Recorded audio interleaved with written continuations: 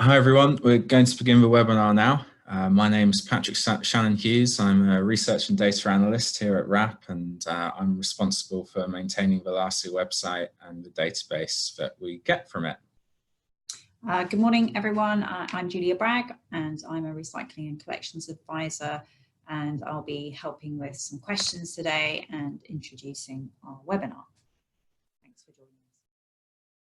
So I'm sure most of you know who WRAP are.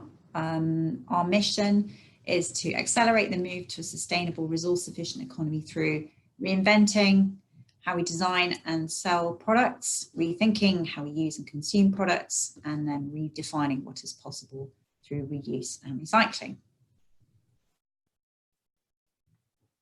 So why do we need LARSU? Or in fact, why do you need LARSU?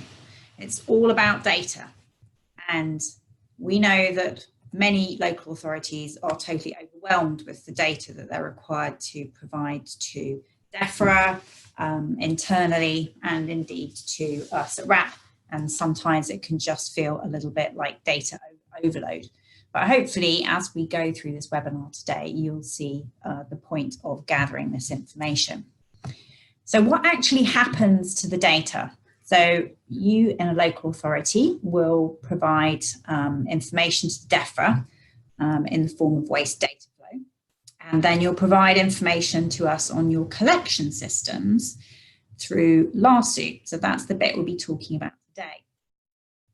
In terms of what happens to the data, WRAP gets the information from LARSU, and we also take information from WasteDataFlow from Defra. And that goes on to the postcode locator. So just the LARSU information is used to update the postcode locator. And that's a really important tool that's available for anyone, residents or other local authorities or businesses, to actually see what can be collected for recycling in a particular area. And that's obviously based on local authority collection system information that you provide to us. So it's really important to keep that up to date. The other thing that LARSU does is provides information to our local authority portal. And we've run a couple of sessions via the webinars on this in the summer. So if anyone's interested, do have a look at previous webinars that we've run. The local authority portal has all kinds of facts and figures, benchmarks, information on collection schemes. It's a really useful source of information. And then finally, in terms of taking the data from LARSU and from WasteDataFlow, all that information has been absolutely vital for modelling that WRAP's been running for Defra for the last couple of years, and in fact was used to build up the information required to produce the new waste and resources strategy. So I'm going to hand back to Patrick now, and he's actually going to do a live demonstration using a real life local authority. So hopefully you'll be able to see the login screen for LARSU. Great, thank you, Julia. Okay, so when you go to the LARSU website with the URL larsu.wrap.org.uk, you'll get to this landing page. So your username won't be the email address we've got associated with this. It'll probably be just the name of your local authority. And then the password is whatever you last set it at. If you're not sure about your username or passwords, you can email me or la-recycling@wrap.org.uk, and we can help you get logged on. These email addresses will also be at the end of this webinar, so you'll be able to see them again. So we'll log in. Whilst that's blurring, I'm just going to say a thank you to Rochford for letting us use their pages today. Yes, thank you, Rochford. It's been a good example for us. Okay, so we'll just start off with the dashboard we've got at the top. So this is your home page, which is where you have all the information for your local authority and their recycling screen. We've got my details. So say your account for your local authority is registered with someone who no longer works there, or responsibility is being passed over to you. You can change your email address here, and you can also change your password, which once you've logged in is very simple. Then we've got my messages. So for my messages, got nothing in here, but if you have any questions that you would like, so if you're not sure about anything on the LARSU website, you can compose a message and this will be sent to members, RAP employees who will be able to help answer your questions, and we'll get emails about this. And also, if we've got any queries about the data we've entered, we will message you through the LARSU website. The message will appear here, but it'll also go to the email address associated with that account. So you don't need to keep checking back on here to see if we've messaged you, because you'll get that email address. So before we begin, just thought I'd mention with this as well that this is actually the last year that we're going to have this version of the LARSU website. We're going to be updating this website, and we recognize that there are lots of problems right now with this. It's basically creating more work, unnecessary work for both you and for us here at RAP. So it'd be really interesting to hear the feedback once you've used the website, and we'll give you information to help you do that at the end. So we'll start at the top and work our way down for this. So we've got the core authority information. So on here, to make any edits, so in the edit column, if you press the red pencil, you'll get information come up in here. So to begin with, when we start at the top, looking at the LA recycling URL, if you can see here that the color of the text in here is a lightish green color. When the text for the input is that color, it means that that information is going onto the Recycle Now locator, postcode locator. So I've got this ready here for Rochford.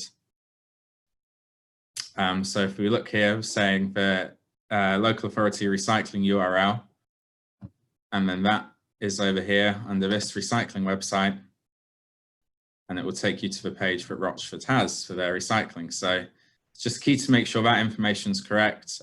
Telephone number, and if you have a web page which is for your household waste recycling centres, then that can go on there as well. So the information that we are really keen to get on here, probably the most important thing, is around household numbers. We use this to work out performance yields for your local authority. So this looks at weight of certain materials collected per household per year. And then other information is around if you've got a waste prevention strategy, details about that waste prevention strategy, and so areas which you're focusing on for that. And then also if you've recently carried out a customer satisfaction survey. And so when you're finished updating your information, you can click Save, and it will take you out of that page. So next thing we're going to go to, and this is the most complicated one. They all get easier after the dry recycling curbside collection schemes for this. So what you do is you put schemes on here, and what we're asking for is most local authorities will have more than one scheme, or can have more than one scheme. So what defines what a scheme is? Well, a scheme can have different containers within the same scheme, but a scheme will be different when the collection type, so if it's commingled or two-stream, are different, or if the frequency of the main collection is different as well. It's common for local authorities if they've got flats that they'll have a different scheme for flats to their curbside properties. So click the red pencil to go in to look at the dry recycling. So the first thing is around the general information. So the scheme name, so this is important. You can see it's got the green text for this, which means it goes on the Recycle Now locator. So this is the text that your residents who are using the Recycle Now locator will see for that name of the scheme. So it's just called curbside properties here. So as long as they understand that, then that's fine to use that name going forward. Scheme type, if you're not too sure about your scheme type, we've got a list provided here. But also you can email us if you're still not sure, and we can help you get the scheme type right. For the subtype, that just, if we look here, it can just indicate if the scheme, so if it's for flats, this is a good place to put it. So we can understand what the scheme's for here. And then the households on the scheme for here is just how many households do you have associated with that scheme. When we're talking about main recycling frequency, that's when the frequency of the majority of materials are picked up. So for example, you may have something like textiles, which is picked up on a monthly or 2-monthly basis, but mainly all other materials are picked up on a fortnightly basis, which is why we've put main recycling frequency. And then the vehicle type, that's really useful information for us, but if it's unknown, don't worry, unknown can be clicked. And then any other information that you think might be useful about the scheme, it'd be great if you could put it in there. So when we get on to contracting, so the type of contract, DSO, in-house, it's a waste management company, community group, other or unknown. If you could just put the name of the provider if it's a waste management company, and then the contract renewal date. This is really useful information for us knowing the contract renewal date, because it's quite key in modeling to work out when changes can be implemented, because that's based on when local authorities' contracts will end. And then last question is, do you have a revenue sharing scheme if you've got a waste management company for this? And we get down to the containers. So we'll look at the main container here. So with the containers, we're looking at the type and size, first of all, which is a smallish list and covers what we think are most containers. Then we've got container colors, and you can see we've got a really large selection of what color containers we've got in here. The reason why this is quite large here is every time a local authority emails us and has said, you don't have the colors that our recycling boxes are, as we add it to this list. And then a new graphic is produced for the Recycle Now postcode locator as well, so we can make sure that they're all matched up for that. So quite a large list. Hopefully your containers will be in there, but if not, you can send us an email and we'll give you new ones for that. Recycling frequency, so most likely the same as the main recycling frequency for here. And then it's also interesting for us to know if the container when the residual waste frequency is. And then also to put the households on this container. The next thing, so this is key information for the Recycle Now locator, is around the materials that are collected in the container. So when we're looking at glass, its question is glass mixed or separated? It's mostly going to be mixed these days. And then when we're talking about different materials within this, so what you've got is you've got the general selection of paper. So if we unselect that and then reselect that, right now on this website, and this is something we should hopefully be changing, is you then need to go and click through and make sure you've got all the different types of paper that can be on there. So something like window envelopes is something that some local authorities may not be collecting or accepting. It's just to make sure that goes through. So we've got the main things of paper, card, metals. So Rochford here is showing that it doesn't collect metal lids from glass jars within its metals that it collects. And then with mixed rich plastics, it doesn't collect black plastic. So just to make sure that when you're talking about the different type of materials to collect, you really list what goes down on there, because this all feeds through to the Recycle Now locator. So if we look at plastic packaging, you can see there it lists what goes in.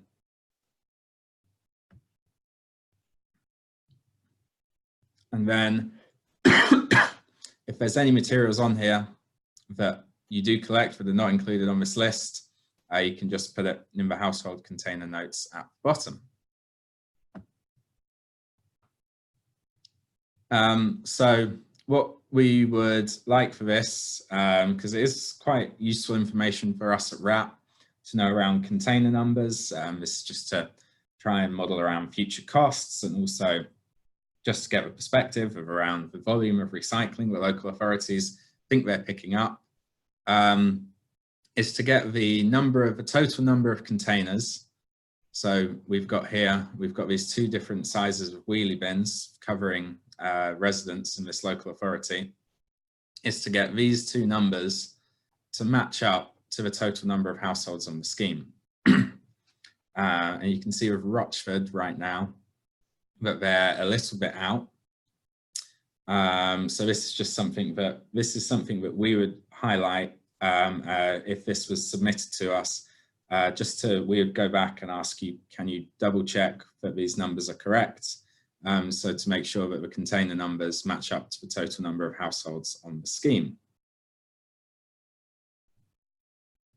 So that's everything for the dry recycling. For residual waste, it's quite similar, but a lot simpler.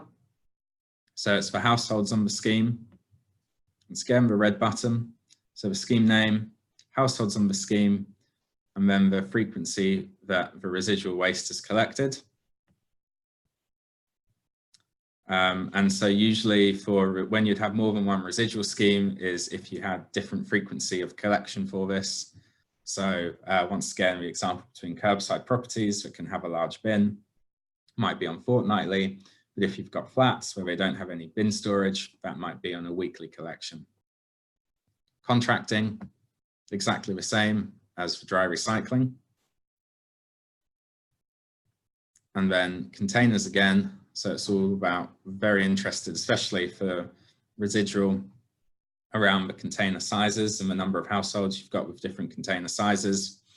So you've got the size here and then the color as well, and the number of households on each container.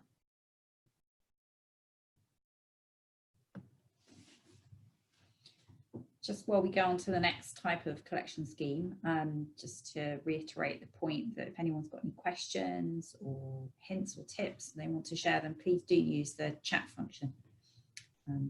Go back to Patrick now for looking at food waste collections. Okay, so food waste, this is another thing that comes up on the Recycle Now locator. So important to get this right. So as you can see with the green lettering here, the name of the collection. It's important for us, we know, talking about the scheme type, especially with the resource and waste strategy and the proposal to have every household to have separate food waste. So it's good to know what scheme local authorities are currently on with that. And then so when you select separate food waste collection, and this is more for flats that this information is really useful for us to know, is what type of separate food waste collection is it? So is it being collected at the curbside? So for flats, is it door to door, or do flats bring it down to a certain place to empty out their food waste? Really useful information for us to just understand the picture of how this is done, and could also be useful for the residents. So households on the scheme, how many households are signed up to this? Frequency, collected by a dedicated vehicle for this. Vehicle type, this is an open-ended box rather than a selection, just because there's quite a variation of vehicle types that are collecting food waste right now. And then scheme notes, so handily in here, I've put that this includes flats for the food waste collection, as well as curbside properties. So contracting is the same, not going to click on that one. If we go through to the containment and frequency, so we've got in here, we've got the kitchen container. And so this would be something that I would probably look to change here for the kitchen container from unknown to householder provides, because it would usually be either you are providing one or you're asking the household to provide one rather than unknown in here. So probably assume that rather than being unknown is householder provide, which is why then the kitchen container color would be unknown. And then we've also got the curbside container. So this is what's carried out to the curbside with this. And so that's either those large caddies, the 7 litre or 23 litre ones, or to wheelie bins. Color for that. And then also questions about liners. So once again, probably changes from unknown to available to purchase locally, because they probably are. They're now available in all supermarkets to get the compostable liners. So for liner provision, change that to available to purchase locally. And then also the number of households with this container, so we can see the difference. So Rochford is right now somewhere that's mixing, that has its food collection mixed with the garden waste collection. and still offers a free collection. I'll just also mention here why we've got this second line underneath. So we have the line of the scheme, and then we have no scheme. And then that's giving you the number of households that have no scheme. And that's worked out by subtracting the total number of households on a scheme by the authority household numbers.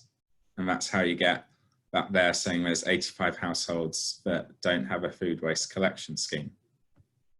So if you know for your local authority that every household has a food waste collection scheme or has a dry collection scheme, and you see that there's a number in there, but it isn't just NA or blank, then there's probably just what you want to do is check the number of households in the authority by the number of households served.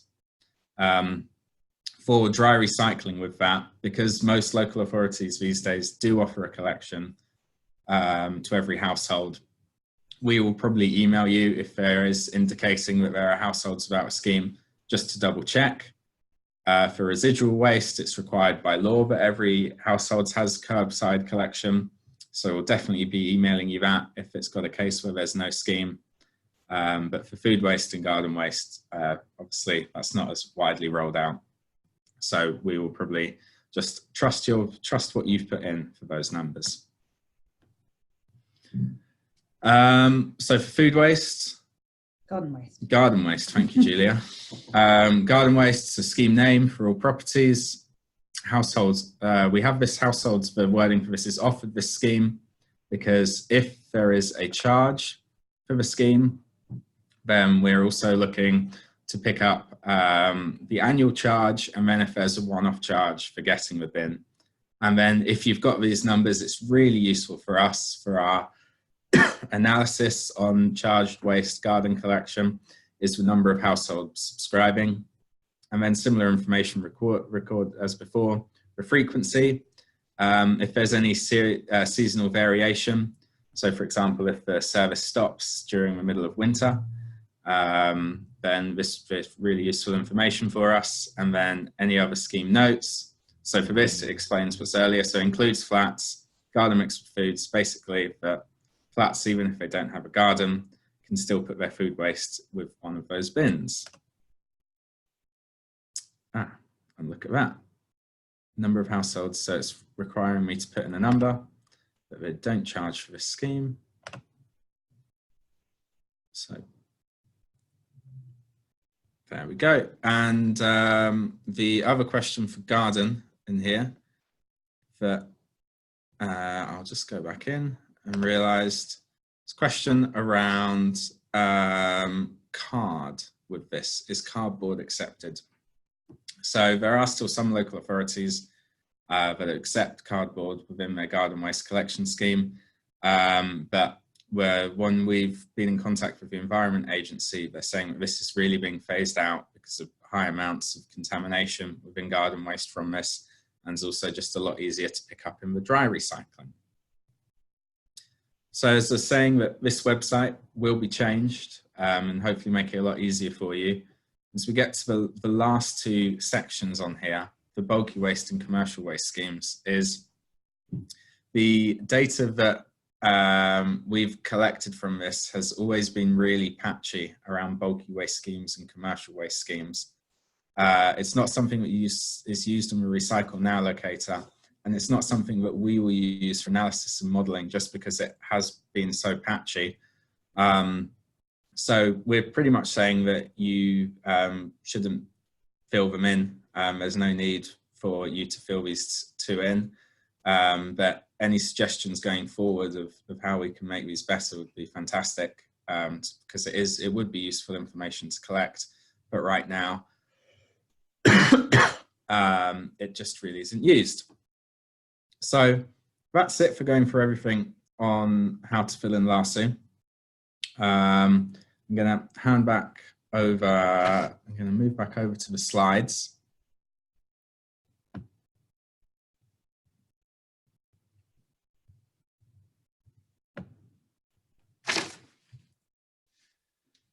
Thanks, Patrick. That was really clear and really helpful. And I particularly like the bit at the end where you said that people don't need to fill in certain sections of LARSU anymore. It's always good to know when you don't need to do something anymore. It just takes the burden down a little bit. I've had a couple of questions come in. So I'm going to put them to Patrick because he's our expert. One is a really good one, actually. It's from a waste collection authority that's changing to a unitary authority next year.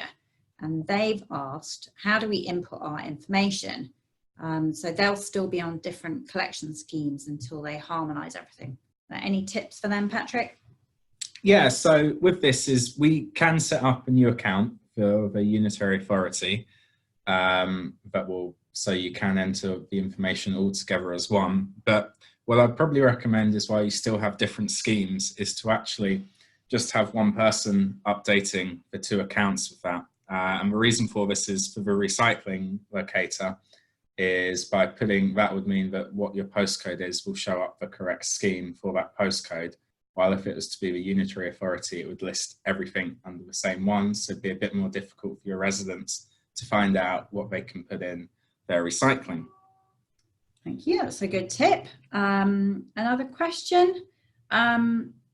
Why do we have to provide our contractor name and renewal date? It may just seem like another onerous thing that we're asking for. So why is that? This is really useful information for us. For getting the contractor name, it gives us an idea of what the market is out there for what different waste contractors, what services they're providing. And so I think I mentioned before, the contract end date is really key for our modelling, because it tells us when changes to waste services can be introduced by your local authority, and that can affect as well when government is actually thinking deadlines for rolling out new service provisions.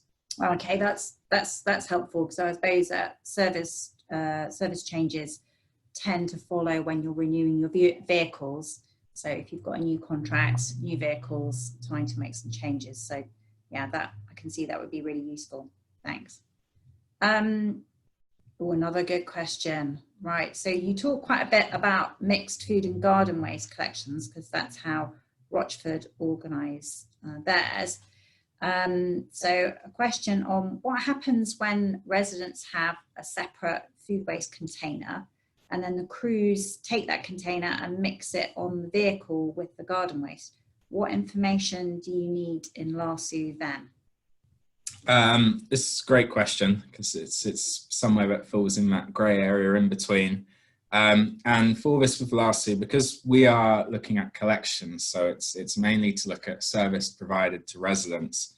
And because for them, they see it as a separate collection with that separate food waste to garden waste, I would put that in as separate food waste for that. And then that way, that information will be instructed to your residents as well through Recycle Now. Yeah, so it's always thinking about it from the resident's perspective. So that's helpful to know.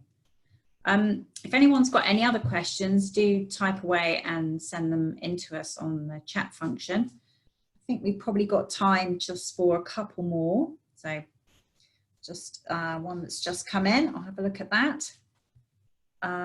Yeah, okay. So why do I have to provide information on residual waste? So we've just been talking about what residents need to know, and the link over with Recycle Now and the postcode locator. So why does LARSU want information on residual waste? So with residual waste, as while it doesn't go on the Recycle Now locator, we know that changes to a residual waste service can have a really big effect on recycling performance for a local authority.